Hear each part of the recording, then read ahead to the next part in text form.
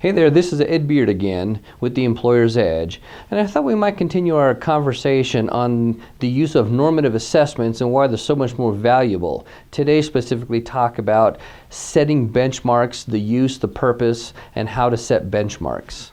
All right, let's just start here.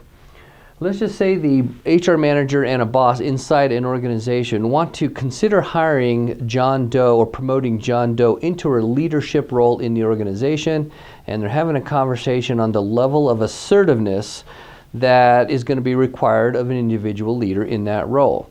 And they agree, yeah, it's going to take a fairly high level of assertiveness to manage some of the conflict going on. For this example, let's just say the HR manager on a normative scale assesses out at a 3 on their assertiveness, and the boss assesses out at a 9 on their assertiveness. And they're talking about what is a high level of assertiveness and what that means in that role. To this person who's a 3 on their assertiveness, this could be high right there. To this person, high, you don't even start getting into high until you're up in this particular range. They're having the same conversation on high, and they're very disconnected on what that means and how it plays out. This is where people get into trouble and promoting the wrong people into the wrong role.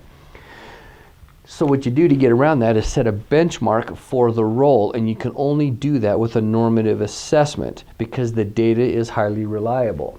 So you take the high performers inside the organization, you assess them, you collect that data with 82% accuracy, and you know that assertiveness in this particular role, in this particular organization, the benchmark is going to be between say a 5 and a 7. So in comes John Doe. John Doe, he goes to the interviews with the HR manager, and they're talking about John's assertiveness. And this person may say, yeah, he's pretty assertive. I think he's pretty assertive. What does that mean? Is that it? This person says, I didn't think he was assertive at all. And they could be talking all the way down here. Well, he said he was a high D. What does that mean? I don't know.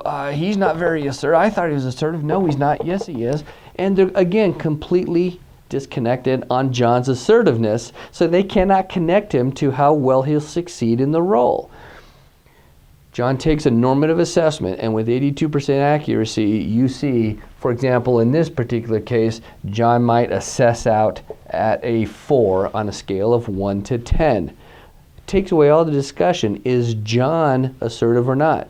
We know on a scale of 1 to 10, he's a 4.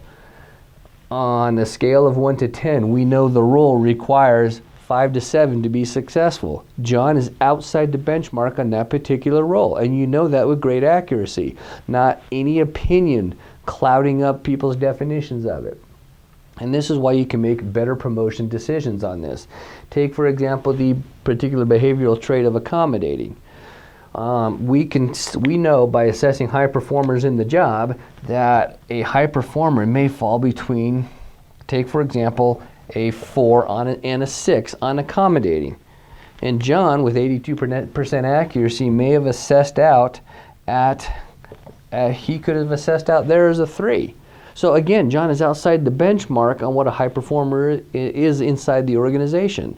I'm not saying don't promote John into that role, but that boss better know how to manage someone who falls outside the high performing role, because they're going to get frustrated with John over time. If you want to promote the right people, set the benchmark for the role so you know your hiring tool too, and then know with great accuracy how people fit that benchmark.